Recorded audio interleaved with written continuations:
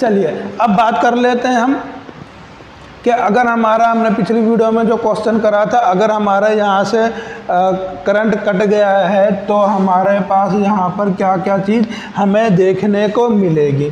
जैसा कि हमने वीडियो में बताया था कि हमारा ये जो करंट होता है ये हमारा करंट इशू से ही आएगा और यहाँ के लिए, और ये हमने निशान भी दिए हुए हैं कि यहाँ पर हमारा 5 वोल्ट जो 2.5 वोल्ट से ज़्यादा और कम आएगा वो हमारा इशू से ही आता है करंट।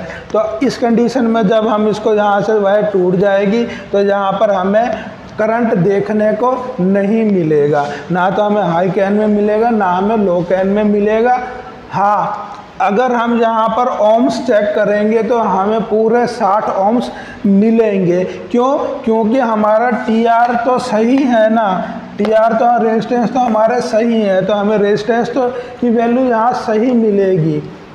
लेकिन हमारा इशू से कनेक्शन कट गया है तो हमारे पास यहाँ पर वोल्टेज नहीं आएगा। अब एक सपोज कर लेते हैं, अगर ये हमारा हाई कैन वाला तो जुड़ा हुआ है और एक कटा हुआ है, तो उस कंडीशन में क्या होगा, हमें खाली एक ही वायर हाई कैन में ही करंट मिलेगा जो 2.5 से ज़्यादा जाएगा, उसमें हमें कोई भी वैल्यू नहीं मिलेगी, 0 मिलेगी। ओम्स पूरे रहेंगे, क्यों? क्योंकि हमारे टीआर लगे हुए हैं दोनों।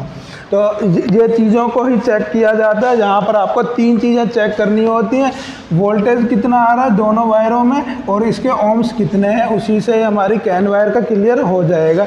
अगर ओम्स नहीं आ रहे हैं यहाँ पर तो आपको टीआर देखने पड़ेंगे, कोई टीआर ख़राब हो सकता है या जिस प्रकार से ये कपलर हट जाता है, ये भी टीआर इसी का कपलर के में लगा होता है, ये ख़राब भी हो सकता है, जंग भी आ सकता है, या कई बार ये निकल के भी कोई प्रॉपर नहीं बैठा होता तो निकल के भी गिर सकता है। तो ये तो हमारा हो गया क्वेश्चन कि अगर हमारे यहाँ से वायर हट जाएंगे तो हमें वहाँ पर क्या क्या क्या देखने को नहीं मिलेगा। तो वोल्टेज देखने को नहीं मिलेगा क्योंकि हमारे जो 5 वोल्ट की करंट इसमें आती है वो हमारे इशू से ही आती है। अब अगर छोटा सा बात करें तो हमारे लैपटॉप के लिए जो टीआर है वो कौन से काम करते हैं, वो हमारे यही लैपटॉप के लिए हम उसकी बात कर रहे हैं जो हमारे J1 वाले इस कपलर में है। यही टीआर घूम के यहाँ भी तो आएंगे ना, यहाँ भी अगर आप ओम चेक करेंगे तो आपको वही ओम मिलेंगे, 60 ओम ही मिलेंगे अगर ये पूरा प्रॉपर कनेक्शन करा हुआ है। अगर आप इसको यहाँ से हटा देंगे तो जहाँ पर हमें 5 वोल्ट की सप्लाई तो मिल जाएगी लेकिन ओम नहीं मिलेंगे। आप यहाँ भी चेक करेंगे 5 वोल्ट की सप्लाई मिल जाएगी, 2.5 से कम 2.5 से ज़्यादा, 2.5 से कम 2.5 से ज़्यादा, लेकिन हमें यहाँ पर ओम्स नहीं मिलेंगे क्योंकि हमारी रेजिस्टेंस तो इस वायर में J2 वाली वायरिंग में लगे हुए हैं जो हमारे कनेक्शन कट गए हैं। जब हमारे यहाँ पर कनेक्शन जुड़ जाएगा तो हमें यहाँ पर 60 ओम भी मिल जाएंगे। ठीक है, यहाँ तक क्लियर है। चलिए आगे बढ़ते हैं। अब बात कर लेते हैं हमारा अगर लैपटॉप हमने कनेक्ट करा और हमें फॉल्ट कोड देखने को मिला है,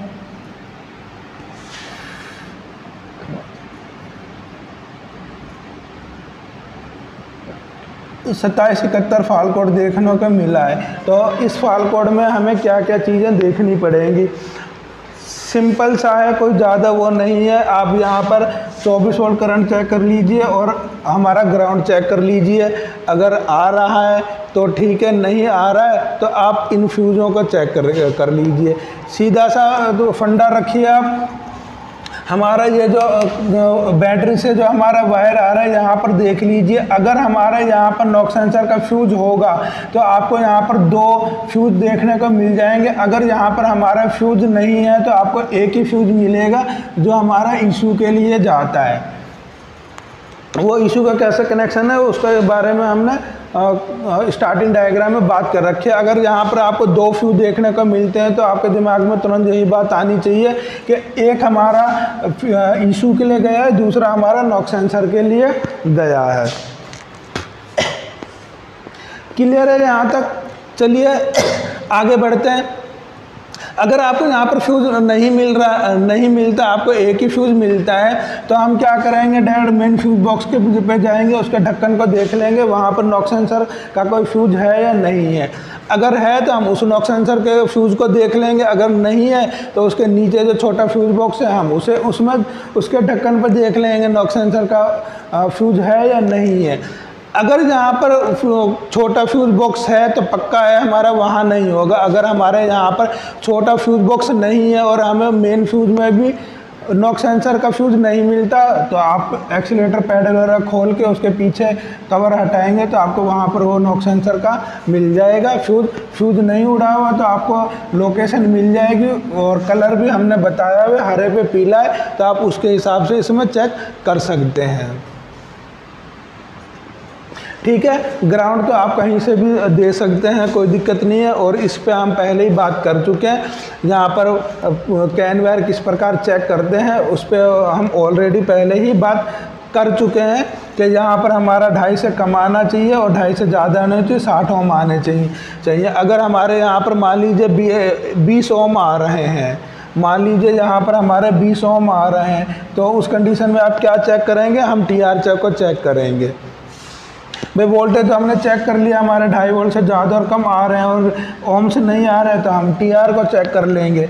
और अगर हमारे 60 वोल्ट आ रहे हैं तो या वोल्टेज नहीं आ रहे होंगे, तो कोई ना कोई इन्हीं 4 पिनों में आपको प्रॉब्लम मिलेगी, जिसकी वजह से हमारा ये 2771 फॉल्ट कोड देखने को मिलेगा।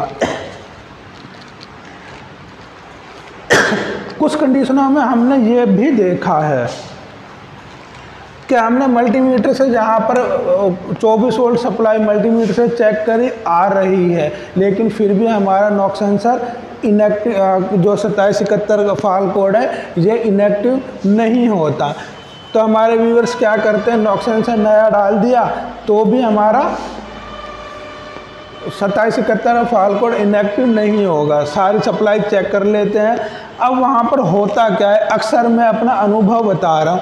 अक्सर क्या होता है, हम यहाँ पर 24 वोल्ट सप्लाई मल्टीमीटर से चेक तो कर लेते हैं, लेकिन कई बार क्या होता है, हमारे इस फ्यूज़ के अंदर जंग आ जाता है, या हमारा ये जो मेन वायरिंग में है, रेडर के पास में जो कपलर होता है वहाँ पर जंग आ जाता है, जिसकी वजह से मल्टीमीटर से तो यहाँ पर 24 वोल्ट करंट बताता है, लेकिन 24 वोल्ट होता नहीं है, वो बहुत ही मामूली टाइप का करंट आता है। तो उस कंडीशन में आप क्या करेंगे, इस वायर को सिंगल पिन से हल्का शॉर्ट करके देखेंगे। अगर यहाँ पर शॉर्ट नहीं मिलेगा आपको इस कंडीशन में कि अगर हमने मल्टीमीटर से सारी वायरिंग चेक कर ली है, नया नॉक सेंसर डाल ले, तो भी हमारा ये 71 कोड नहीं हो रहा, तो पॉसिबल है, बहुत गाड़ियों में हमने देखने को मिला है जहाँ पर हमारी जंग की वजह से 24 वोल्ट सप्लाई प्रॉपर नहीं आ पाते। तो आप एक बार इस चीज़ को भी चेक कर लीजिए। अगर हमारा जहाँ पर सारी सप्लाई सही है और तो भी हमारा 2771 कोड आ रहा है, तो पॉसिबल हो सकता है हमारा नॉक सेंसर भी ख़राब हो। अगर हमारा नॉक सेंसर ख़राब होगा तो आप ये चीज़ ध्यान रखें, हमारा इसके साथ में लगभग 90% उम्मीद है कि हमारा 2771 के साथ में 3583 फॉल्ट कोड भी आपको देखने को मिलेगा। अगर आपको 3583 फॉल्ट कोड देखने को मिल रहा है तो आप बेफिक्र होकर कुछ भी चेक ना कीजिए और नॉक सेंसर को बदल लीजिए, आपकी प्रॉब्लम सॉल्व हो जाएगी। और अगर आपको खाली 2771 फॉल्ट कोड देखने को मिल रहा है तो आपको ये डायग्राम चेक करना है, और ऐसा नहीं है कि आप 3583 को ही लेके बैठ जाइए। कुछ गाड़ियों में हमने ऐसे देखने को मिला है, नॉक सेंसर ख़राब होने के बावजूद भी हमारा 3583 फॉल्ट कोड नहीं आता है। बट 80% 90% गाड़ियों में अगर आपको नॉक सेंसर ख़राब होगा तो आपको 2771 के साथ में 3583 फॉल्ट कोड भी देखने को मिलेगा। ठीक है, आई होप आप अच्छी तरह समझ चुके होंगे कि 2771 के लिए हमें क्या क्या चीज़ों को चेक करना पड़ेगा।